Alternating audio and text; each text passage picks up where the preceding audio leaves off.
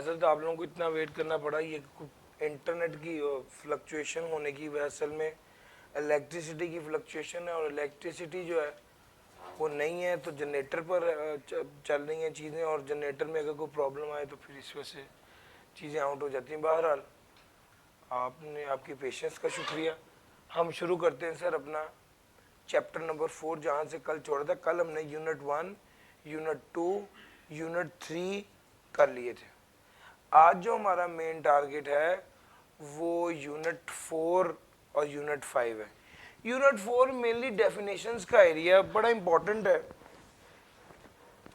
इसमें डेफिनेशंस जो भी पूछी जाती हैं, कॉन्सेप्चुअली आपको चीज़ें पता हो तो आसानी होती है ज़रा। अच्छा, डेफिनेशन की अगर मैं बात करूं तो सबसे पहले पर्सन की डेफिनेशन है। पर्सन, ज़ाहिरन पर्सन से लगता है कि जैसे ये किसी एक बंदे की बात हो रही है, लेकिन नहीं। टेक्स्ट में जब लफ्ज़ पर्सन आता है तो इससे मुराद ये 7 लोग हो सकते हैं, यानी इंडिविजुअल भी हो सकता है। एओपी का मतलब है पार्टनरशिप। कंपनी भी हो सकता है, फेडरल गवर्नमेंट भी हो सकता है, फॉरेन गवर्नमेंट भी हो सकता है, political sub division of foreign government भी हो सकता है, और public international organisation. Sir ji ये 7 पर्सन से मुराद इन 7 में से कोई भी हो सकता है। सर क्या इसके अलावा भी कोई हो सकता है? हाँ, लफ्ज़ देखो पर्सन की डेफिनेशन के साथ क्या लिखा हुआ है। यहाँ डेफिनेशन जब भी होती है उसमें यहाँ लफ्ज़ इंक्लूड लिखा होता है, यहाँ लफ्ज़ मीन्स लिखा होता है। ठीक हो गया। जब लफ्ज़ मीन्स लिखा होता है तो उससे मुराद होता है कि लिस्ट में जितने लोग हैं सिर्फ वही हो सकते हैं, उसके अलावा कोई दूसरा नहीं हो सकता। अच्छा, जब लफ्ज़ इंक्लूड लिखा होता है तो उसका मतलब होता है कि भाई ये 7 तो हैं, लेकिन अगर सिमिलर मीनिंग वाला कोई और बंदा भी हो तो वो भी पर्सन की डेफिनेशन में शामिल हो जाएगा। तो सर जी जब पर्सन से मुराद इंक्लूड, यहाँ पर इंक्लूड लिखा हुआ है तो उसमें इंडिविजुअल है, एओपी है, कंपनी है, फेडरल गवर्नमेंट है, वफाकी हुकूमत, फॉरेन गवर्नमेंट है, दूसरे मुल्क की हुकूमत, political sub division of foreign government है, फॉरेन गवर्नमेंट का कोई पॉलिटिकल सियासी सब डिवीजन से, उसके बाद आ गया पब्लिक इंटरनेशनल ऑर्गेनाइजेशन जैसे कि यूनाइटेड नेशन होती है, और जैसे कि यूनिसेफ वगैरह जो इंटरनेशनल ऑर्गेनाइजेशन है, जो इंटरनेशनल ऑर्गेनाइजेशन है। सर जी पर्सन से मुराद ये 7 लोग हैं। अच्छा, थोड़ा सा अब एओपी को डिस्कस कर लेते हैं। एओपी में आसान अल्फाज में इससे मुराद फर्म है, लेकिन इसने 4 लोग कहे हैं। इसने हिंदू अनडिवाइडेड फैमिली भी कहा है। अच्छा जी, what is Hindu undivided family? यानी वो फैमिली जो ग्रो कर गई है लेकिन डिवाइड नहीं हुई, उसके लिए हिंदू होना जरूरी नहीं है। और मैं अक्सर इसको समझाने के लिए कहता हूँ कि सर 1 दादा थे, इनके 4 बच्चे थे, 2, 3, 4, 5, और इन सब के आगे 4 बच्चे थे, 6, 7, 8, 9, 10, 11, 12, 13, 14, 15, 16, 17, 18, 19, 20, 21। तो ये भाई 21 लोग मिलके ये कारोबार कर रहे हैं। स्ट्रक्चर देख रहे हैं आप, फैमिली है, अनडिवाइडेड है, अलहदा नहीं हुए, इकट्ठे हैं और ये मिलकर बिजनेस कर रहे हैं। इसको कहते हैं हिंदू अनडिवाइडेड फैमिली। और सर जी मेरा पॉइंट पिक कर रहे हैं, इसको कहते हैं हिंदू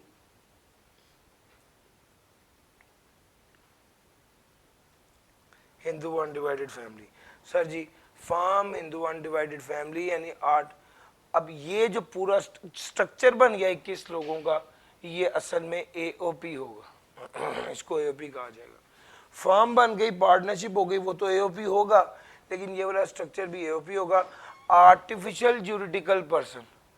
आर्टिफिशियल सर 2 तरह के पर्सन होते हैं, एक नेचुरल और एक आर्टिफिशियल।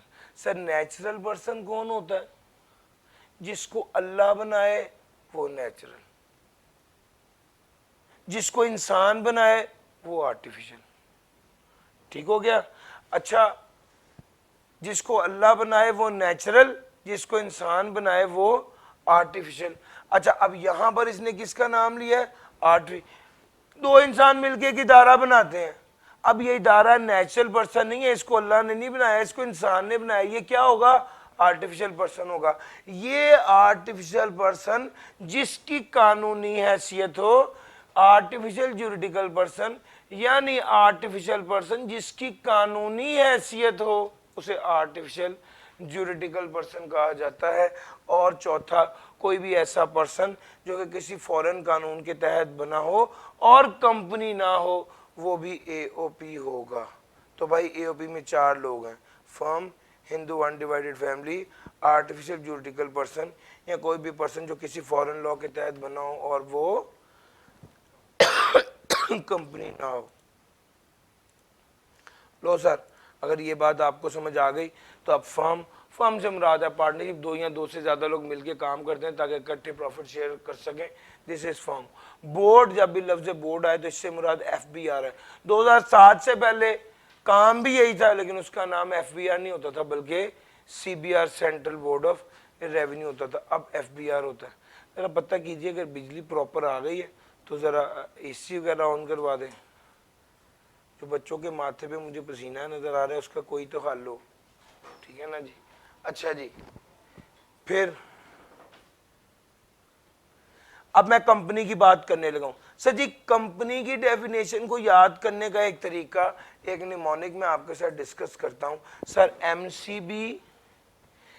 एमसीबी बैंक का नाम सुना हुआ ना, NBFC non banking finance company को कहते हैं एनबीएफसी, आगे काफी ज्यादा आएगा टैक्स में, तो इसको याद करने की जरूरत नहीं है। एमसीबी, एनबीएफसी और एलपीटीएस यानी लाहौर पब्लिक ट्रांसपोर्ट सर्विस। याद रखने के लिए मैंने आपको यह निमोनिक सिखाया है। यानी आपने एमसीबी जाना है या नॉन बैंकिंग फाइनेंस कंपनी में जाना है, और जाना किस तरह है, ये जो लाल रंग की बस चलती है ना सर जी, यहाँ पर जो स्पीडो चलती है असल में ये लाहौर पब्लिक ट्रांसपोर्ट सर्विस होती है। तो भाई इस तरह से इसको याद रखना, एमसीबी, एनबीएफसी, एलपीटीएस। अब ये तो 11 पॉइंट्स याद रखने का तरीका इसलिए क्योंकि बच्चों को ये याद नहीं होते थे। जरा इसको 1 बाय 1 देखते इसमें है क्या। सर एम फॉर मुदारबा, सी फॉर कंपनी जो कंपनीज एक्ट 2017 के मुताबिक बनी है, फिर B for body corporate formed by or under any law in force in Pakistan, MCB. Body corporate यानी कोई इदारा जो किस कानून के तहत बना है, किसी भी ऐसे कानून के तहत बना है जो पाकिस्तान में इनफोर्स है, पाकिस्तान में लागू है। तो सर एमसीबी तो एक तरफ हो गया, ठीक हो गया। अब अगला स्टेप आ गया NBFC. Sir N for non profit organisation, B for body incorporated by or under the law of the country outside Pakistan. Sir N for non profit organisation और बी फॉर इदारा बना है किसी ऐसे कानून के तहत जो पाकिस्तान के बाहर लागू होता है। सर ये वाला बी और ये वाला बी बिल्कुल सेम है। इदारा जो कि किसी ऐसे कानून के मुताबिक बना है जो पाकिस्तान में लागू है, और दूसरा इदारा जो कि किसी ऐसे कानून के तहत बना है जो पाकिस्तान से बाहर लागू होता है, outside Pakistan. Foreign association declared to be a company for the purpose of this ordinance. Foreign association declared to be the company for the purpose of this ordinance. Sir ji ये हमारा अगला पॉइंट है। Foreign association declared to be a company for the purpose of this ordinance. बाहर की association है जिसको इस ordinance ने कंपनी कहा है तो वो भी कंपनी होगा। NBFC, C for cooperative society, finance society या अदर। सर जी एमसीबी एक तरफ आ गया और एनबीएफसी एक तरफ आ गया। अब आगे आ गया एलपीटीएस, एल से लोकल गवर्नमेंट, पी से प्रोविंशियल गवर्नमेंट, टी से ट्रस्ट और एस से स्मॉल कंपनी। ये उससे भी ज्यादा आसान है सर, एलपीटीएस। तो भाई MCB, NBFC, LPTS. M for मुदारबा, C for company under companies act 2017, B for body corporate formed under any law in force in Pakistan, फिर आगे NBFC, N for non profit organisation, B for body corporate formed any law in force outside Pakistan, F for foreign association और C for cooperative society. फिर आ गया LPTS, L local government, P provincial government, T trust, S और मुश्किल तो नहीं लग रहा, 2 मिनट आपके पास हैं, जल्दी से ये 11 पॉइंट्स पढ़ लीजिए। अच्छा, ट्रस्ट एक बड़ा एरिया है, बड़ी बात है, इसमें काफी ज्यादा डेप्थ है, डिटेल है, मैं आपको उतना पढ़ाऊंगा जितना मेरे टेक्स्ट के लिए जरूरी है। सर ट्रस्ट में 3 पार्टीज होती हैं, एक ट्रस्टी, एक ऑनर ऑफ ट्रस्ट और एक बेनिफिशियरी। अगर पैकेजेस मॉल वालों ने नाबीना अफराद के लिए स्कूल बनाया है, पैकेजेस मॉल वालों ने नाबीना अफराद के लिए स्कूल बनाया है जिसको मेजर साहब हैंडल कर रहे हैं, तो ऑन ऑफ द ट्रस्ट कौन हुआ? जिसने पैसा लगाया पैकेजेस वाला। ट्रस्टी कौन हुआ? वो मेजर साहब जो इसको चला रहे। बेनिफिशियरी कौन हुआ? वो ब्लाइंड जिसके लिए स्कूल बनाया गया। बेसिकली वो कहता है कि ट्रस्ट जो है ना, इसका ताल्लुक है एक जिम्मेदारी से, ऑब्लिगेशन से जो मुंसलिक है, annex to the ownership of property. Sir trust basically एक ऑब्लिगेशन है जो मुंसलिक है, अटैच्ड है ओनरशिप ऑफ द प्रॉपर्टी से, अराइजिंग आउट ऑफ कॉन्फिडेंस, जिसमें एतमाद किया जाता है, confidence repose in accepted by the owner या declared and accepted by the owner. कौन करता है एतमाद? ऑनर करता है। किसके फायदे के लिए? बेनिफिशियरी के फायदे के लिए या खुद के अपने फायदे के लिए और बेनिफिशियरी के फायदे के लिए? इसका क्या मतलब? सर जी खुद का अपना फायदा, यानी अगर पैकेजेस मॉल में खुद भी 3 बच्चे अंधे हैं पैकेजेस मॉल वालों की फैमिली में, तो भाई 3 बंदे वो जो इनकी अपनी फैमिली के हैं, ये भी उस ट्रस्ट से फायदा उठा रहे होंगे और जनरल पब्लिक भी जो ब्लाइंड है वो भी उठा रहे होंगे। तो वो कहता है ट्रस्टी मैनेज कर रहा है, ऑनर ऑफ द ट्रस्ट जो पैसा लगा रहा है, और बेनिफिशियरी जिसके फायदे के लिए, और बाज़ औक़ात बेनिफिशियरी खुद ऑनर भी होता है और बेनिफिशियरी खुद ऑनर भी होता है। सर समझ आ रही? तो भाई एक्सेप्टेड है, एक्सेप्टेड बाय द ऑनर किसके फायदे के लिए? For the benefit of another or of another and the owner, and includes a unit trust. इसमें शामिल क्या है? यूनिट ट्रस्ट शामिल है, इसमें शामिल है यूनिट ट्रस्ट। अब यूनिट ट्रस्ट क्या होता है? सर ये भी एक इदारा है, लेकिन इसकी खास बात क्या है? सर यूनिट ट्रस्ट की बात भी अगर मैं साथ ही कर दूं तो यूनिट, सर आपने सुना होगा कंपनी का कॉन्सेप्ट, कंपनी में मलकियत को शो करने के लिए शेयर्स होते हैं, यस और नो? ठीक हो गया। इसी तरह ही एक इदारा है यूनिट ट्रस्ट, जिसमें मलकियत को शो करने के लिए यूनिट्स होते हैं, वहां पर शेयर है, कंपनी में शेयर है, वहां पर यूनिट है। सर अगर कंपनी कोई प्रॉफिट कमाती है तो किस शेयर होल्डर को कितने प्रॉफिट मिल रहा है? सर शेयर होल्डिंग की बेस पे मिलना है ना प्रॉफिट। जिसकी होल्डिंग ज्यादा होगी उतने शेयर्स, जिसकी होल्डिंग ज्यादा होगी उतने जो है ना प्रॉफिट ज्यादा मिलेगा। इसी तरह ही अगर कंपनी खत्म हो जाए और एसेट्स मिलने हो तो किसको एसेट्स मिलेंगे? जिसकी शेयर होल्डिंग ज्यादा होगी उसको ज्यादा, शेयर होल्डिंग की बेस। बिल्कुल इसी तरह यूनिट ट्रस्ट है, इसमें यूनिट्स होते हैं। प्रॉफिट का किसका हिस्सा ज्यादा होगा? जिसकी यूनिट होल्डिंग ज्यादा होगी। एसेट्स किसको ज्यादा मिलेंगे? जिसकी यूनिट होल्डिंग ज्यादा होगी वो ज्यादा एसेट्स का हकदार होगा। सर जी यूनिट ट्रस्ट और ट्रस्ट की डेफिनेशन जल्दी से जरा पढ़ लीजिए, 2 मिनट आपके पास।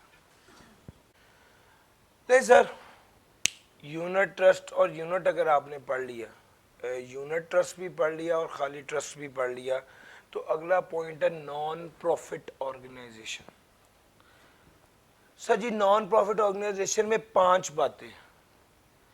बात नंबर 1, नॉन प्रॉफिट ऑर्गेनाइजेशन वो ऑर्गेनाइजेशन होती है जो अदर देन इंडिविजुअल होती है, जिसका मकसद पैसा कमाना नहीं है, प्रॉफिट मेकिंग नहीं है।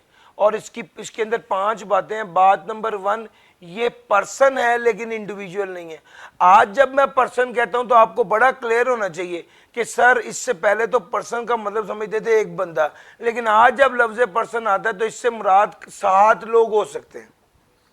अब उस पर्सन में वो कहता है कि जी non profit organization is a person other than individual, यानी इंडिविजुअल तो नहीं हो सकता। दूसरे नंबर पे नॉट फॉर प्रॉफिट ऑर्गेनाइजेशन जो है वो उसका कोई ना कोई मकसद होता है, या रिलीजियस मकसद होता है जैसे मदरसा बना देना, या एजुकेशनल मकसद होता है जैसे तालीम दे देना, या चैरिटेबल मकसद होता है कोई फलाह का काम कर देना, या वेलफेयर मकसद होता है कोई भलाई कर देना, कोई लंगर खाना खोल देना, या डेवलपमेंट पर्पस होता है कोई तरक्याती काम करा देना, या एमेच्योर स्पोर्ट की प्रमोशन होता है। यानी ये 1 2 3 4 5 6 सजी ये 6 जो है ना ये काम है। Religious, educational, charitable, welfare, development और प्रमोशन ऑफ एमेच्योर स्पोर्ट। तो भाई पहला काम था पर्सन अदर देन इंडिविजुअल, दूसरा काम है religious, educational, charitable, welfare, development or for promotion of amateur sport. तीसरा formed and registered under any law as a non profit organization, formed and registered under any law as a non-profit organization। सर वो formed और register हो किसी भी कानून के तहत as a non profit organization. Sir ji चौथे नंबर पर जैसे मिसाल के तौर पे सेक्शन 42 ऑफ कंपनीज एक्ट के तहत रजिस्टर्ड हो। तीसरी बात। चौथी बात, अब ये सर इदारे के तौर पे रजिस्टर्ड तो है लेकिन कमिश्नर से क्या हो, अप्रूव्ड बाय द कमिश्नर भी हो on application made by such person. और पांचवी बात क्या है, none of the assets of such person are available for private benefit. और कोई भी none of the asset of such person are available for private benefit, और उसका कोई एसेट प्राइवेट बेनिफिट के लिए अवेलेबल ना हो। सर जी ये पांचवी बात। 1 2 3 4 और 5 ये 5 बातें नॉन प्रॉफिट ऑर्गेनाइजेशन की। पर्सन अदर देन इंडिविजुअल है, religious, educational, charitable, welfare, development और प्रमोशन फॉर एमेच्योर स्पोर्ट है, formed and registered under any law in force in Pakistan हो, चौथा अप्रूव बाय द कमिश्नर हो, और पांचवा उसके एसेट्स प्राइवेट बेनिफिट के लिए अवेलेबल ना हो। सर जी उसके जो एसेट्स हैं वो अपने ज़ाती फ़ायदे के लिए इस्तेमाल ना किए जाएं। सर जी ये नॉट फॉर प्रॉफिट ऑर्गेनाइजेशन की डेफिनेशन है।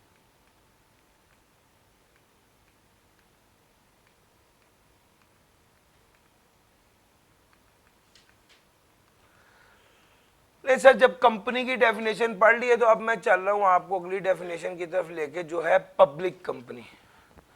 सर बार बार पब्लिक कंपनी की बात की जाती है टैक्स में। अब जो आपने अगर सी लॉ पढ़ा है या सी लॉ के बारे में सुना है तो सर सी लॉ जो पब्लिक कंपनी कह रहा है वो और है, और टैक्स जो पब्लिक कंपनी कह रहा है वो और है। तो हम जब भी टैक्स में पब्लिक कंपनी की बात करेंगे तो वो इस डेफिनेशन के मुताबिक करेंगे। हर वो कंपनी जिसके 50% या उससे ज़्यादा शेयर फेडरल या प्रोविंशियल गवर्नमेंट के पास है वो पब्लिक कंपनी है। मिसाल ले लीजिए ए लिमिटेड है, इसके 50% शेयर केपी के गवर्नमेंट के पास है तो वो क्या होगी, पब्लिक कंपनी होगी। इसके 50% शेयर फेडरल गवर्नमेंट के पास तो वो क्या होगी, पब्लिक कंपनी होगी। इसके 50% शेयर सिंध गवर्नमेंट के पास ही है, पंजाब गवर्नमेंट के पास है, तो ये कंपनी कौन सी कंपनी होगी, पब्लिक कंपनी होगी। हर वो कंपनी जिसके 50% शेयर्स किसके पास हैं, 50% ज़्यादा शेयर फॉरेन गवर्नमेंट के पास है, यूके की गवर्नमेंट के पास है, सऊदी अरेबिया की गवर्नमेंट के पास है, कतर की गवर्नमेंट के पास है। यार मेरी बात समझ आ रही है। तो ये कंपनी भी पब्लिक कंपनी होगी। हर वो कंपनी जिसके 50% शेयर किसी ऐसी फॉरेन गवर्नमेंट के पास है जो कि wholly owned by foreign government, यानी एक कंपनी है अल्फा लिमिटेड, इसके 50% शेयर्स हैं बीटा लिमिटेड के पास, बीटा लिमिटेड के पास, और बीटा लिमिटेड के 100% शेयर्स हैं यूके गवर्नमेंट के पास, तो ये कंपनी भी पब्लिक कंपनी होगी। यानी पब्लिक कंपनी वो कंपनी है जिसके शेयर गवर्नमेंट के पास हो, फेडरल या प्रोविंशियल गवर्नमेंट के पास हो 50% ज़्यादा, जिसके शेयर फॉरेन गवर्नमेंट के पास हो 50% ज़्यादा, जिसके शेयर फॉरेन कंपनी के पास हो जो कि wholly owned by foreign government हो, 50% से ज़्यादा शेयर फॉरेन गवर्नमेंट के पास हो, जिसके 100% शेयर, सर जी होली ओन्ड का मतलब होता है 100% शेयर। तो सर 3 बातें हो गई। बात number 4, listed on the stock exchange on the last day of tax year, listed on the stock exchange on the last day of tax year, जो स्टॉक एक्सचेंज पर लिस्टेड हो किस दिन, साल के आखिरी दिन। यार मेरी बात समझ आ रही? अगर कोई इदारा सारा साल लिस्टेड था और 29 जून को डी लिस्ट हो गया तो वो पब्लिक कंपनी नहीं होगा। जिस तरह कंपनी में शेयर्स होते हैं इसी तरह यूनिट ट्रस्ट में यूनिट होते हैं, बताया ना। जिस तरह शेयर्स स्टॉक एक्सचेंज पर बिक सकते हैं इसी तरह यूनिट ट्रस्ट के यूनिट स्टॉक एक्सचेंज पर बिकते हैं। तो वो यूनिट ट्रस्ट जिसके यूनिट स्टॉक एक्सचेंज में बिकते हो इसे क्या कहा जाता है, whose units are widely available to public, इसको क्या कहा जाता है, पब्लिक कंपनी कहा जाता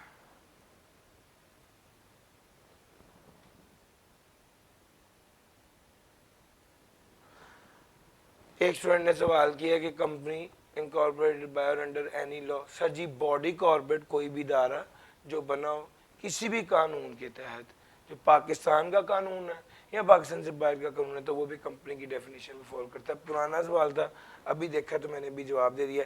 पब्लिक कंपनी में 1 2 3 4 5 ये 5 बातें हैं, मैंने सारी डिस्कस कर दी। जल्दी से ये एक बार पढ़ लीजिए। लॉ वाली पब्लिक कंपनी नहीं है। लॉ में पब्लिक कंपनी होती है एक लिस्टेड और एक अनलिस्टेड। यहां पर पब्लिक यानी लॉ वाले पब्लिक कंपनी को इस तरह डिफाइन करते हैं, जबकि यहां वाले कहते हैं अगर वो जो है वो अनलिस्टेड भी है तो भी अगर गवर्नमेंट के पास पैसे हैं, गवर्नमेंट के पास शेयर है 50% से ज़्यादा, 50% या उससे ज़्यादा, तो वो भी पब्लिक कंपनी होगी। बहरहाल आपने इसके मुताबिक चलना है और इसके मुताबिक चीज़ों को लेके चलना है। आगे जब भी पब्लिक कंपनी आए तो आपके जहन में ये डेफिनेशन आनी चाहिए। अलबत्ता प्राइवेट कंपनी जो है उसकी डेफिनेशन बड़ी डिफरेंट है। क्या है सर? जो पब्लिक कंपनी नहीं है वो प्राइवेट कंपनी। डन हो गया सर जी? लो सर, पब्लिक कंपनी हो गया, प्राइवेट कंपनी हो गया।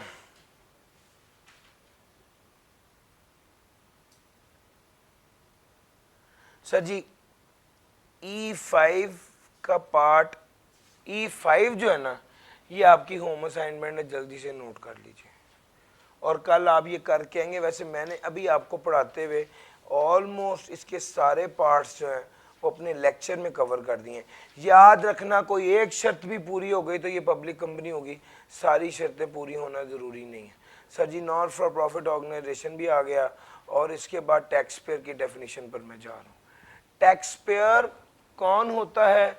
सर कोई भी पर्सन जो कि एक अमाउंट कमाता है जो चार्जेबल टू टैक्स है। Any person who derives an amount chargeable to tax वो टैक्स पेयर है। आपको बताता चलूं 50,000 रुपये पर पर्सन और 6 लाख रुपए सालाना जो बंदा कमाता है उस पर कोई टैक्स नहीं है। जो बंदा इससे ज्यादा कमाता है उसकी इनकम पे टैक्स लगेगा। तो टैक्स पेयर कौन है? वो बंदा है जो कि इतनी अमाउंट कमाता है जिसकी इनकम चार्जेबल टू टैक्स है। दूसरा is a representative of a person who derives an amount chargeable to tax. वो कहता है may be a representative of a person who derives an amount chargeable to tax. बाज़ औक़ात कोई बंदा खुद तो टैक्स नहीं देता, खुद तो उसकी इनकम कम होती है, लेकिन वो नुमाइंदा होता है किसी ऐसे बंदे का जिसकी इनकम चार्जेबल टू टैक्स है, वो भी टैक्स पे कहलाया जाता है।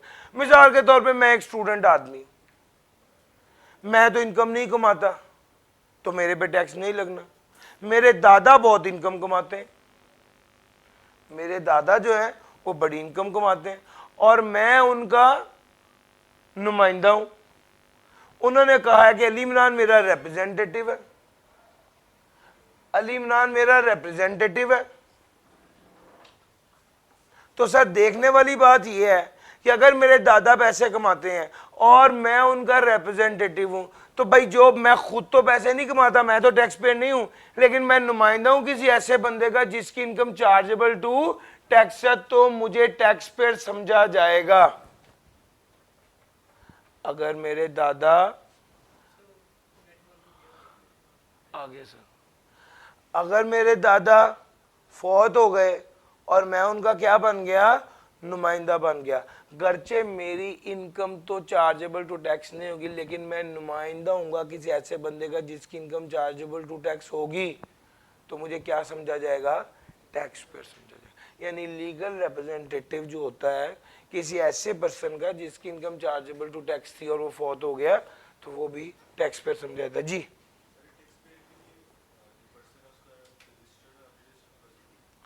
सर, टैक्स पेयर वो बंदा होता है जो टैक्स दहिंदा होता है और वो लातमन उसके कवायफ एफबीआर के पास होंगे। जब वो टैक्स जमा कराएगा तो उसका तो डॉक्यूमेंट्स चीज़ें उसकी कवायफ एफबीआर के पास होते हैं। Sir ji, who is required to deduct और कलेक्ट टैक्स? मैंने कल बड़ी डिटेल से आपको टैक्स डिडक्शन और कलेक्शन पढ़ाया था, पता है भाई। एसबीआई वाले, जब मुझे जिन लोगों को नहीं पता उनके लिए बता रहा हूँ जो कल नहीं आए थे, एसबीआई वाले जब मुझे सैलरी देते हैं तो टैक्स काट के देते हैं। यानी मैंने जब पैसे वसूल करता हूं तो टैक्स कट के मुझे पैसे मिलते हैं, इसको कहते हैं डिडक्शन ऑफ टैक्स। और मैं जब जैज का लोड करवाता हूं तो 86 रुपीज और उसके ऊपर 14 रुपए ऐड करके उसको 100 रुपए देते हैं, इसको कहते हैं कलेक्शन ऑफ टैक्स। जैज वाले टैक्स कलेक्ट कर रहे हैं, एसबीआई वाले टैक्स डिडक्ट कर रहे हैं। जब मुझे पैसे मिलने थे और टैक्स कट के मिले, इसको कहते हैं डिडक्शन ऑफ टैक्स। जब मैंने पैसे अदा करने थे और मैंने टैक्स शामिल करके अदा किए, इसको कहते हैं collection of tax. Sir, is required to furnish a return of income और pay tax under income tax ordinance? वो बंदा जो के रिटर्न फर्निश करना चाहता है या टैक्स पे करना चाहता है under income tax ordinance 2001। This is 4.2।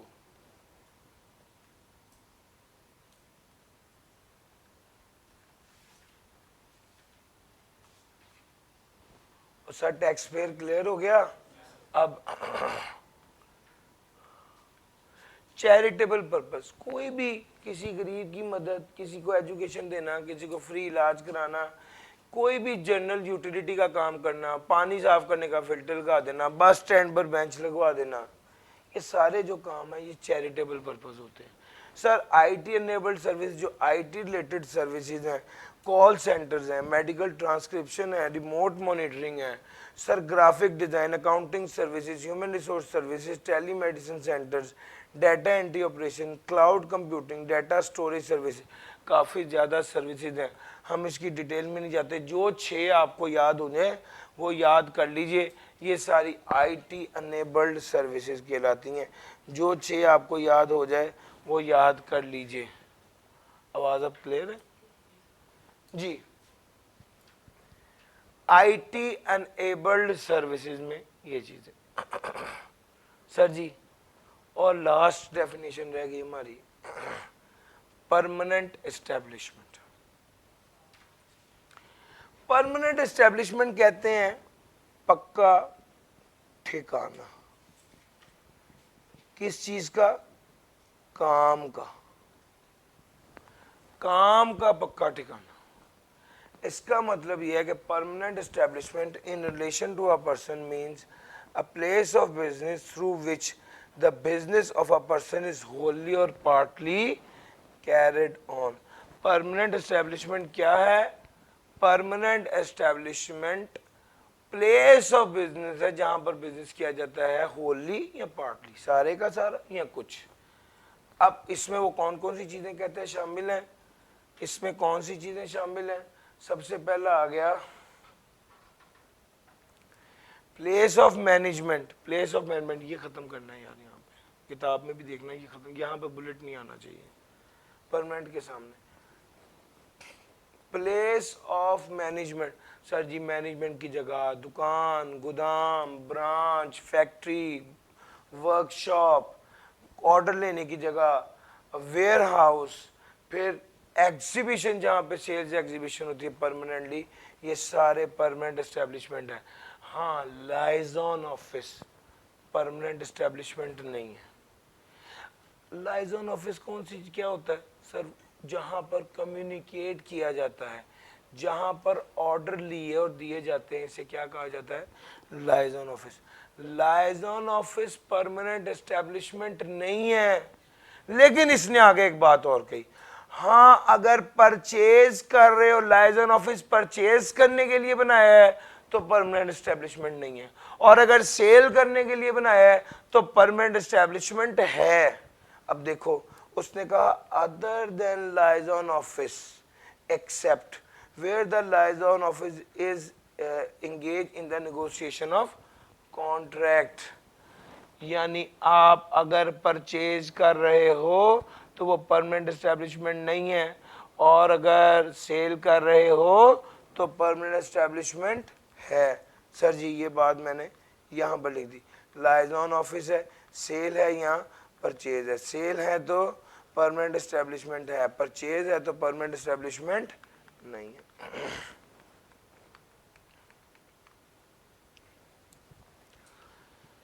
Sir जी अगर आपको काम मिला हुआ है, माइनिंग का काम है, ऑयल और गैस वेल है, नेचुरल रिसोर्सेज की एक्सट्रैक्शन का काम है, ये सारे काम अगर आपको मिले हैं, आपके पास हैं, तो ये वो जिस जगह पर आप ये काम कर रहे हैं वो परमानेंट एस्टेब्लिशमेंट है।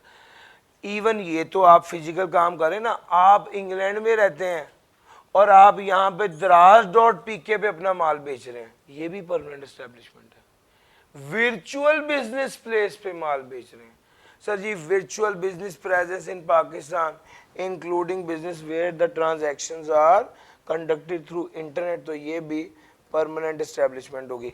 अगर आप कोई सुपरवाइजरी काम कर रहे हैं, कोई बड़ा प्रोजेक्ट है, कोई प्लांट इंस्टॉल हो रहा है, कोई बिल्डिंग बन रही है, कोई प्रोजेक्ट इंस्टॉल हो रहा है, कोई असेंबली प्रोजेक्ट है, और उसमें आप काम कर रहे हैं और आपका काम सुपरवाइजरी काम है जो 1 साल में 90 दिन से ज़्यादा का है, तो वो जगह भी आपकी परमानेंट एस्टेब्लिशमेंट होगी। सर परमानेंट आगे बार बार हम देखेंगे परमानेंट एस्टेब्लिशमेंट का जिक्र आता है, तो आपको यहाँ पर ही पता होगा ना कि परमानेंट एस्टेब्लिशमेंट क्या है, तो आप आगे पढ़ेंगे तो आपको दिक्कत नहीं होगी। परमानेंट एस्टेब्लिशमेंट है कारोबार करने का, काम करने का पक्का ठिकाना। सर जी अगर आप चार्टर्ड अकाउंटेंट बन जाते हैं, इंशाल्लाह अपना दफ्तर खोलते हैं, वहाँ पर मुलाजिम रखते हैं, खुद काम करते हैं या मुलाजमों के ज़रिए काम करवाते हैं, वो जो दफ्तर है वो आपकी परमानेंट एस्टेब्लिशमेंट होगा। कुछ लोग तो सियाने होते हैं, वो दफ्तर खोलते हैं और वहाँ कुछ नहीं करते, काम पकड़ते हैं और काम अगले किसी दफ्तर को दे देते हैं, वो काम कर रहा है, आप बस अपनी कमीशन ही ले रहे। सर समझ आ रही है? ये भी क्या होता है, ये भी परमानेंट एस्टेब्लिशमेंट है। आप खुद काम करें, आप एम्प्लॉयज के थ्रू काम करवाएं, या आप किसी दूसरी एंटिटी से काम करवा लें, जिस जगह पर आप बैठे हैं वो आपकी क्या होगी, परमानेंट एस्टेब्लिशमेंट होगी। एजेंट क्या होता है? Other than an agent of independent status acting in the ordinary course of business. Agent वो कहते हैं इंडिपेंडेंट स्टेटस के अलावा वो एजेंट है। अगर एजेंट क्या हो, वो एक्सरसाइज करता हो an authority to conclude contract. अच्छा अब इसका क्या मतलब है, सुने। सर जी KFC जो है ना, उससे KFC पाकिस्तान ने राइट्स खरीद लिए। अब जो पूरे पाकिस्तान का KFC है ना, वो KFC पाकिस्तान है। अब KFC पाकिस्तान मुख्तलिफ जगहों पर ब्रांचें बनाता है। फैसलाबाद में उसने ब्रांच बेची भी है, राइट्स भी दिए आगे बनाने के, खुद रेसिपी भी नहीं, खुद मिर्च मसाले वाला चिकन भी बना लिया। KFC का वो है ही नहीं। वो मेरी बात समझ आ रही है? यानी उसने कस्टमाइज कर लिया। यानी KFC चावल नहीं बेचता था, ये तो KFC राइस बाउल करके भी बेची जा रहे हैं दबादब। वो सर समझ आ रही है? ये अपने मुल्क के मुताबिक चीज़ों को कस्टमाइज कर रहे हैं प्रोडक्ट्स लाइन भी नहीं लेके आ रहे हैं और राइट्स दूसरों को भी दे रहे हैं। विद इन पाकिस्तान जो कॉन्ट्रैक्ट करना होता है वो खुद करते हैं, अपने नाम से करते हैं। सर ये परमानेंट एस्टेब्लिशमेंट है, अपने नाम पर काम करना, ट्रांसफर करना राइट को for the provision of services by that person. दूसरे नंबर पे has no such authority but habitually maintain the stock in trade or other merchandise from which the agent regularly delivers good or merchandise on behalf of other person. इसका क्या मतलब है? उसके पास ऐसी कोई अथॉरिटी नहीं है। यहाँ पर एक पैम्पर की कंपनी है, उसका नाम है मॉलफिक्स, और उसके टिश्यूज भी हैं पापिया के नाम से। ये असल में तुर्की की कंपनी है हयाते कीमिया। वो माल बनाते हैं, यहाँ पर शिपमेंट आती है, यहाँ पर गोदाम बने हुए हैं, वो माल अनपैक कर करके बेची जा रहे हैं। ना पैकिंग करनी है, ना प्रोडक्ट को कोई आगे पीछे करना है, इधर कुछ काम नहीं है सिवाय इसके कि बेचे। वो सर समझ आ रही है? तो यहाँ पर वो बेचारे सिर्फ समझ लें कि गोदाम संभाल रहे हैं और बेच रहे हैं। तो ये वाला एजेंट जहाँ पर उसके पास कोई अथॉरिटी नहीं है, सिर्फ स्टॉक मेंटेन कर रहा है और रेगुलरली डिलीवर करता है गुड्स को, तो ये भी क्या होगा? परमानेंट एस्टेब्लिशमेंट होगी।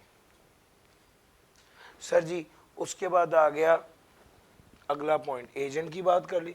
सर जी हमने कैंटीन वाले को जगह दी एसबीआई में, वो कैंटीन वाले ने जनाब माइक्रो भी ले लिया है, कॉफ़ी बनाने वाली नई मशीन भी लगा दी है, फ्रिज भी ले आया है, इतनी ज़्यादा चीज़ें इंस्टॉल कर दी हैं यहाँ पे। तो सर अगर हमने किसी को जगह दी थी और उसने प्लांट एंड मशीनरी इंस्टॉल कर दी है जिससे इनकम भी जनरेट हो रही है, तो सर ये भी उसको भी क्या कहा जाएगा? परमानेंट एस्टेब्लिशमेंट कहा जाएगा। गर्ज ये के गर्ज ये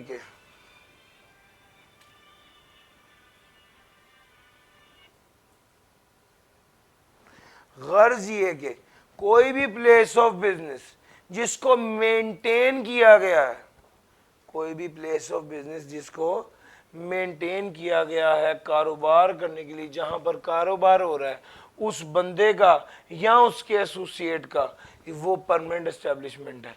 यहाँ बिजनेस किया जा रहा है, वो बंदा कर रहा है या उसका एसोसिएट कर रहा है एक जगह पर या एक से ज्यादा जगह पर, वो सर एक कारोबार की 10 ब्रांचेज हैं तो वो 10 की 10 ब्रांचेज परमानेंट एस्टेब्लिशमेंट है।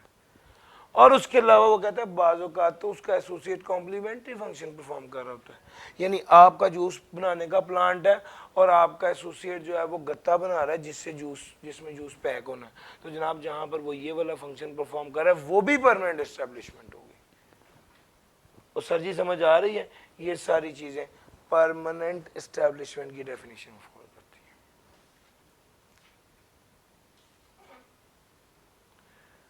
उसके बाद हम बात करते हैं प्रिंसिपल ऑफिसर की।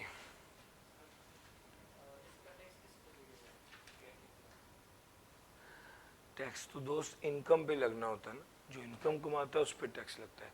कैंटीन वाला को इनकम कमा रहा होगा, उस इनकम पे उसको टैक्स लगेगा। हम तो ये बात करें कि वो कैंटीन वाला जो यहाँ पर पैसा लगा के बैठ गया है, तो जनाब क्या वो उसकी परमानेंट एस्टेब्लिशमेंट होगी? यस होगी। लो सर जी प्रिंसिपल ऑफिसर कौन है? सर इदारे का कोई भी ऐसा बंदा जिससे बात करो तो लगे कि वो इदारे से बात कर रहा है, ये प्रिंसिपल ऑफिसर। सर इदारे का ऐसा बंदा जिससे बात करना ऐसे है जैसे खुद इदारे से बात की गई है। Sir principal officer use with reference to a company or association of person includes director, manager, secretary, agent, accountant or any similar officer, person connected with the management or administration of the company or association of person upon whom the commissioner has summoned the commissioner जिसको notice दिया और समझा जाए उसने इदारे को notice दिया है, उस बंदे को क्या समझा जाएगा? प्रिंसिपल ऑफिसर समझा जाएगा।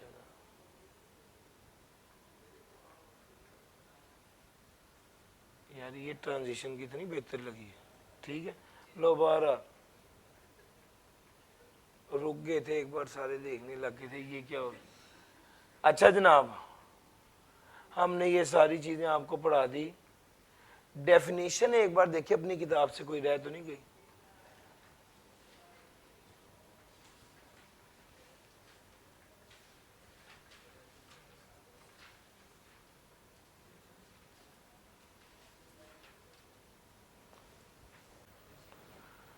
सर जी ले जनाब यूनिट नंबर 5 की बात करने लगा हूं। एक बात को समझिए, दो तरह के लोग होते हैं, एक होता है रिहायशी रेजिडेंट और एक होता है जो रिहायशी नहीं होता, नॉन रेजिडेंट। एक बात आपको मैंने पढ़ाई थी, टैक्स असल में कंट्रीब्यूशन है जो आवाम करती है हुकूमत को ताकि मुल्क को बेहतर तरीके से चलाया जा सके। अच्छा, अब हुकूमत अगर मुल्क को बेहतर तरीके से चलाएगी तो फायदा किसको होगा? आवाम को ही फायदा होगा ना। अच्छा, अब एक बंदा जो पाकिस्तान में मौजूद ही नहीं है और पाकिस्तान का रिहायशी नहीं है, वो क्यों टैक्स दे? उसको तो हुकूमत के निज़ाम चलने से फायदा मिलना ही नहीं है, वो तो है ही बाहर। यार मेरा पॉइंट समझ आ रहा है? ये एक सवाल है, तो ये चीज़ देखना बड़ा ज़रूरी है कि वो बंदा पाकिस्तान का रिहायशी है या नहीं है। याद रखना, जो बंदा पाकिस्तान का रिहायशी है वो पैसा पाकिस्तान से कमाए या बाहर से कमाए, उसकी इनकम पे तो टैक्स लगेगा। पैसा पाकिस्तान से कमाए या बाहर से कमाए, उसकी इनकम पे तो टैक्स लगेगा। और वो बंदा जो नॉन रेजिडेंट है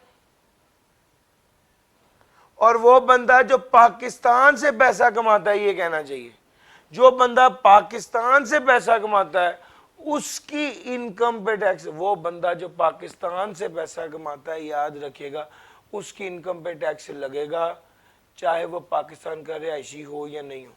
यानी जिसने पैसा पाकिस्तान से जनरेट किया उससे तो चाहिए ना पाकिस्तान में टैक्स दे, चाहे वो पाकिस्तान का रिहायशी है या नहीं है। तो सर जी मेरी बात समझ आ रही है? ये पॉइंट है। अब दो बातें तो समझ आ गई, पाकिस्तान के रिहायशी को पाकिस्तान में टैक्स, पाकिस्तान का टैक्स देना पड़ेगा, चाहे वो पैसा पाकिस्तान से कमा रहा है या बाहर से कमा रहा है। और पाकिस्तान से कमाए गए पैसे पर टैक्स लगेगा, चाहे वो बंदा रिहायशी है या रिहायशी नहीं है। यानी रेजिडेंट पर्सन तो टैक्स देगा चाहे पाकिस्तान सोर्स है और फॉरेन सोर्स है, और पाकिस्तान सोर्स इनकम टैक्सेबल होगी चाहे वो पर्सन रेजिडेंट है या नॉन। और यार मेरी बात समझ आ रही है? ये स्टोरी है sir.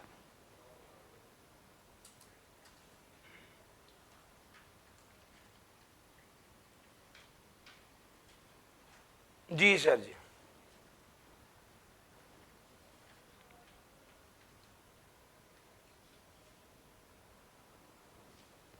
Pakistan source income taxable होगी चाहे पर्सन रेजिडेंट हो या नॉन रेजिडेंट हो, और रेजिडेंट पर्सन टैक्सेबल होगा चाहे पाकिस्तान सोर्स इनकम हो या foreign source income.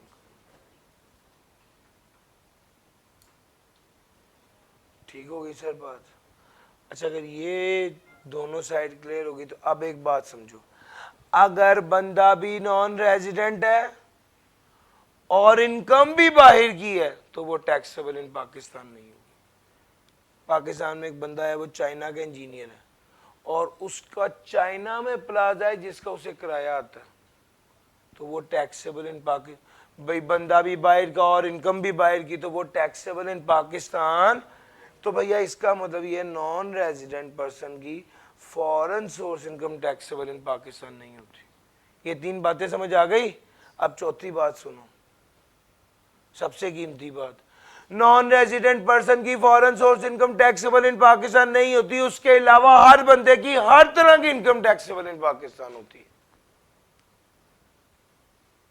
Non resident person की foreign source income taxable in Pakistan, इसके अलावा हर बंदे की हर तरह की इनकम टैक्सेबल इन पाकिस्तान होती है। तो यार समझ आ गई? ये क्रक्स है। अब बात ये समझी जाए कि सर रेजिडेंट टैक्स पेयर होता कौन है? रेजिडेंट टैक्स पेयर से मुराद है रेजिडेंट इंडिविजुअल, एओपी और कंपनी। और हमने ये रेजिडेंट नॉन रेजिडेंट पढ़ क्यों रहे हैं? सर याद रखना, रेजिडेंट की world wide income taxable in Pakistan होती है और नॉन रेजिडेंट की Pakistan source income taxable in Pakistan होती है। अभी ये जो मैंने आपको पढ़ाया है ये बात तो आपको समझ आ गई कि रेजिडेंट की world wide income taxable in Pakistan होती है, जबकि नॉन रेजिडेंट की Pakistan source income taxable in Pakistan होती है। ठीक हो गया सर जी? अब आगे चलते हैं, अगर आपको ये बात समझ आ गई तो रेजिडेंट टैक्स पेयर कौन है? Resident tax payer means a tax payer who is a resident person. Resident tax payer वो है जो रेजिडेंट पर्सन है। It can be resident individual, resident AOP, resident company. Resident and non resident person कौन होते हैं? Resident and non resident person कौन होते हैं?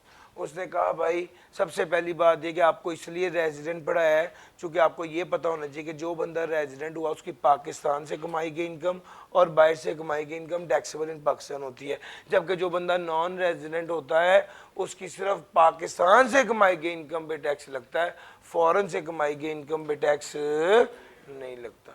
इस वजह से हम आपको रेजिडेंट नॉन रेजिडेंट पढ़ा रहे हैं। अब सवाल ये कि रेजिडेंट होता कौन है? सर रेजिडेंट से मुराद है resident individual, resident company, resident AOP.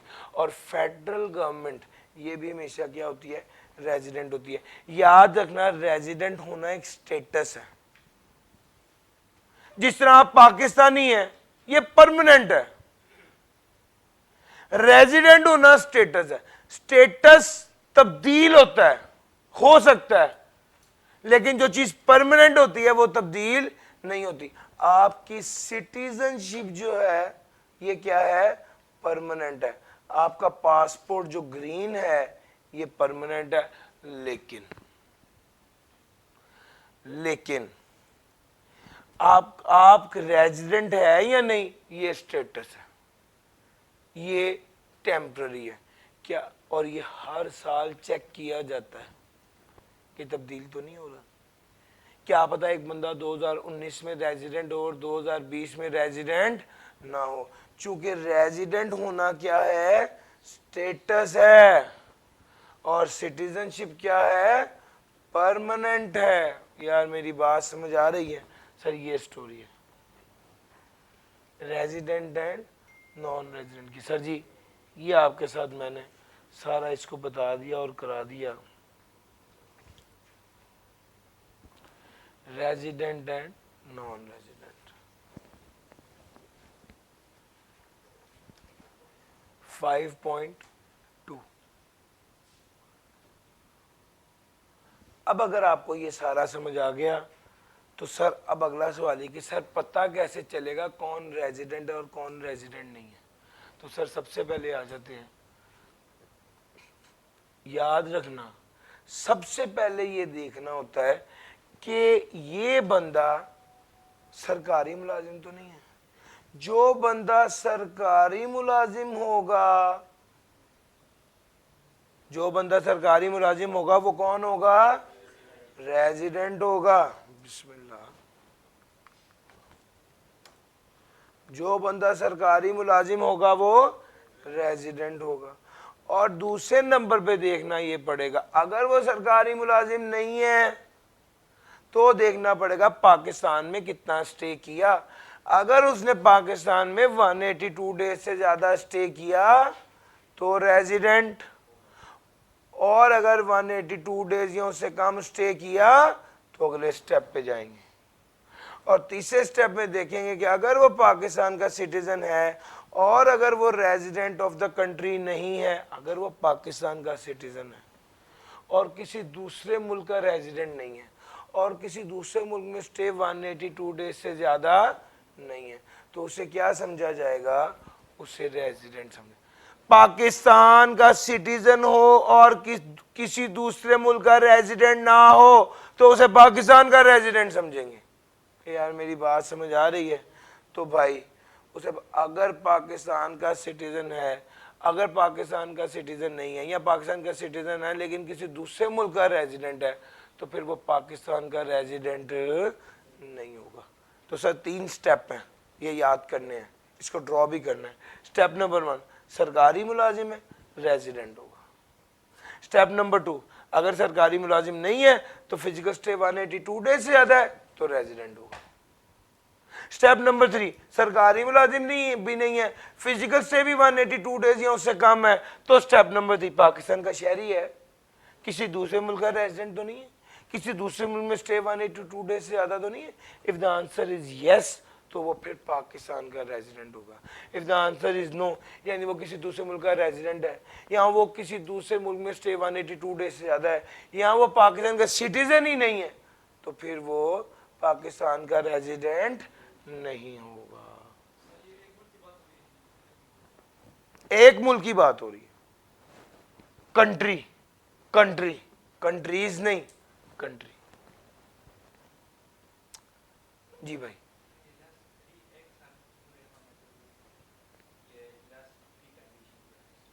आखिरी तीनों कंडीशंस पूरी होनी जरूरी है, हतमन पूरी होनी जरूरी है, सारी कंडीशन, तो वो रेजिडेंट होगा।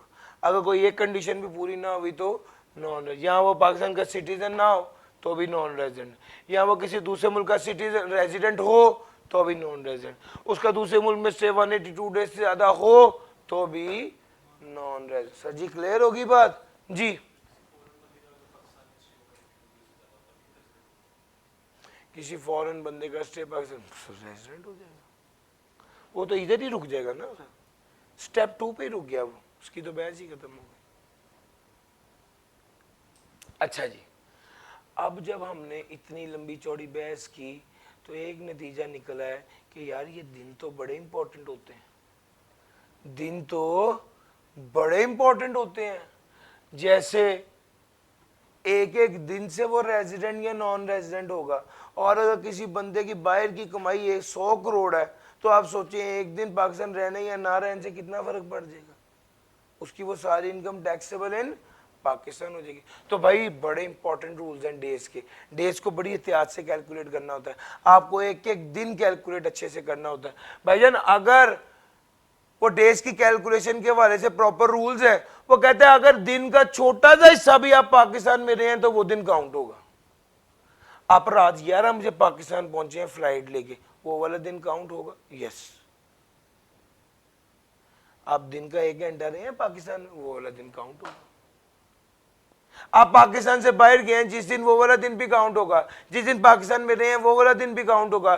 थोड़ा अर्सा के लिए पाकिस्तान रहे हैं वो वाला दिन भी काउंट होगा। एक बंदा बाहर से आया, 1 घंटा पाकिस्तान रहा है, मीटिंग की और वापस चला गया, क्या ये वाला दिन काउंट होगा? Yes sir. The following days in which an individual is wholly और partly present in Pakistan count as a whole day. उसके अलावा वो कहता है भाई अगर छुट्टी थी वो वाला दिन काउंट होगा, हाँ। अगर वो बीमार था वो वाला दिन काउंट होगा, हाँ। अगर हड़ताल हो गई, लॉकडाउन हो गया, वो वाला दिन काउंट होगा, हाँ। अगर छुट्टियां मनाने के लिए काकान नारायण चला गया वो वाला दिन काउंट होगा, हाँ। ये सारे दिन काउंट होंगे, सिर्फ एक दिन काउंट नहीं होगा, और वो कौन सा दिन है? In transit. In transit between 2 different places outside Pakistan, सिर्फ ये वाला दिन काउंट नहीं होगा। यानी वो बीमार था, सो गया, हंस गया, रो गया, लेट गया, जाग गया, पाकिस्तान आ गया, पाकिस्तान से चला गया, बीमार हो गया, सांसें चल रही हैं, जिंदा है, दिन काउंट होगा। वो सर समझ आ रही? कौन सा दिन काउंट नहीं होगा?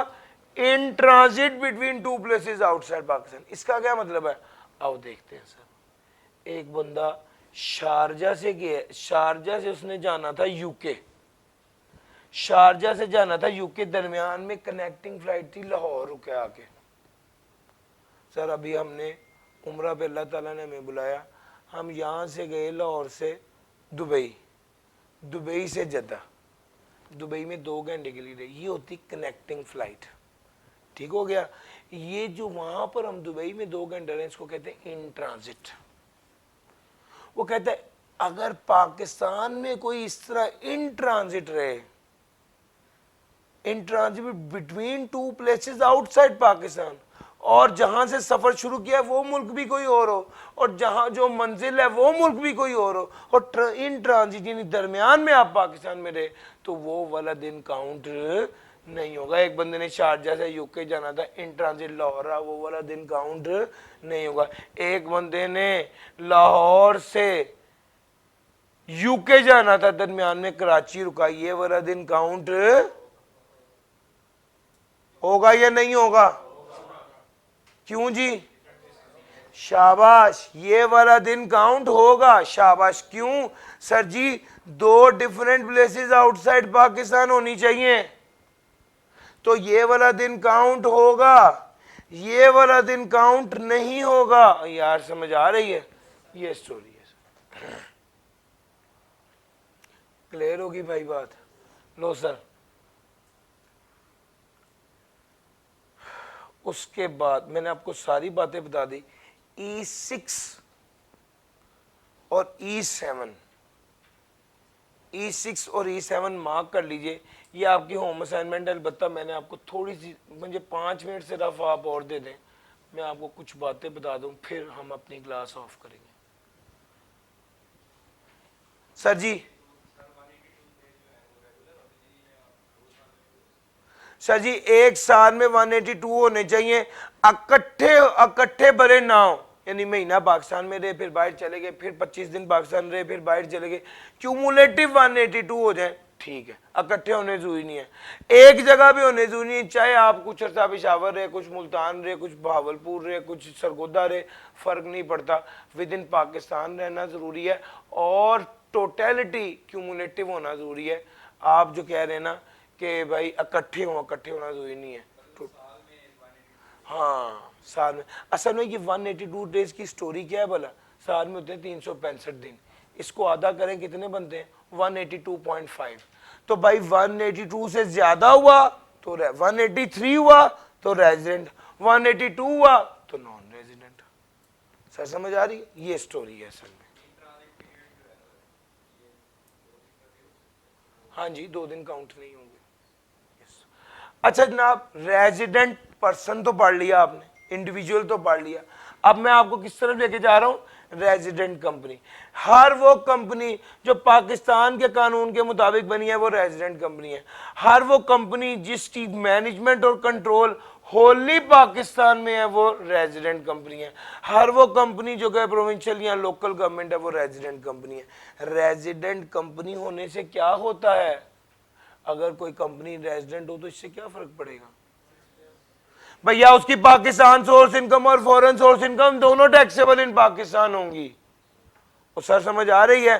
तो सर अगर कोई पाकिस्तान के कानून के तहत कंपनी बने वो रेजिडेंट कंपनी, अगर कोई कंपनी जिसके मामलात को कंट्रोल सारे का सारा, होली का क्या मतलब है? सारे का सारा कहाँ किया जा रहा हो? पाकिस्तान में किया जा रहा हो तो वो रेजिडेंट कंपनी है। और अगर कोई पंजाब बैंक है, पंजाब गवर्नमेंट का, तो वो भी रेजिडेंट कंपनी है। लोकल गवर्नमेंट वो भी रेजिडेंट कंपनी है। 1 2 3 ये तीनों क्या है? Resident company. एक शर्त भी पूरी हो जाए, रेजिडेंट कंपनी। हाँ, अब एक बात, पूरे के पूरे मामलात पाकिस्तान में देखे जा रहे हैं एट एनी टाइम का मतलब है अगर कुछ अरसा के लिए भी देखे गए, अगर कुछ अरसा के लिए भी देखे गए तो भी रेजिडेंट होगी। यानी एक महीने के लिए सारे के सारे मामलात पाकिस्तान में देखे गए, बाद में नहीं देखे गए, तो क्या तब भी रेजिडेंट होगी? यस, एट एनी टाइम है, होल टाइम नहीं है, थ्रू आउट द ईयर नहीं है, सिर्फ कुछ टाइम भी अगर सारे के सारे मामलात एक कंपनी के पाकिस्तान में देखे गए तो वो रेजिडेंट कंपनी होगी। आपके पास पीछे एग्जांपल है E7 में, उसमें वो कहता है नवंबर में सारे के सारे मामलात यूके में शिफ्ट कर दिए हैं, तो भाई जुलाई अगस्त सितंबर अक्टूबर 4 महीने तो देखे गए ना, वो रेजिडेंट होगी। लो सर, रेजिडेंट कंपनी की बात आ गई। उसके बाद रेजिडेंट एओपी। रेजिडेंट एओपी में भी यही वाला जुमला लिखा हुआ है sir ji, control and management of its affair of the association is situated wholly और पार्टली इन पाकिस्तान। सारे के सारे मामलात पाकिस्तान में देखे जा रहे हो तो कंपनी के लिए ये कहता है सारे या कुछ मामलात पाकिस्तान में देखे जा रहे हो तो भी वो एओपी रेजिडेंट है। और यार फर्क समझ आया है? अब गौर से देखना, एक कंपनी है जिसमें एक डिजाइन डिपार्टमेंट और एक इंजीनियरिंग डिपार्टमेंट है। सारी डिजाइनिंग पाकिस्तान में हो रही है, लेकिन इंजीनियरिंग और कंस्ट्रक्शन सारी कहाँ देखी जा रही है? यूके में देखी जा रही है। तो ये वाली कंपनी रेजिडेंट कंपनी नहीं होगी। सारी डिजाइनिंग पाकिस्तान में देखी जा रही है, सारी इंजीनियरिंग यूके में देखी जा रही है, ये एओपी है, तो क्या ये रेजिडेंट एओपी होगी? यस। और यार थोड़ा सा काम भी पाकिस्तान में हो रहा है तो वो रेजिडेंट एओपी होगी। कंपनी के लिए लाजमी है कि सारे के सारी मैनेजमेंट क्या हो? तो यार मेरी बात समझ आ गई? कंपनी के लिए सारे मामला पाकिस्तान में देखे जा रहे हो, एओपी के लिए सारे नहीं, कुछ मामला भी पाकिस्तान में देखे जा रहे हो, तो बात बन जाएगी। सर क्लियर हो गया? लो sir, resident company, resident AOP. जी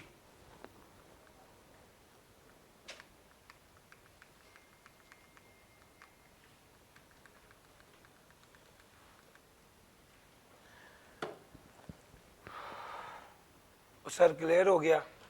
अब हमारा एक टारगेट मेन ये रहता है, मैं पर्सनली मेरी प्रेफरेंस ये होती है कि मैं कम से कम एक सवाल खुद ज़रूर कराऊं।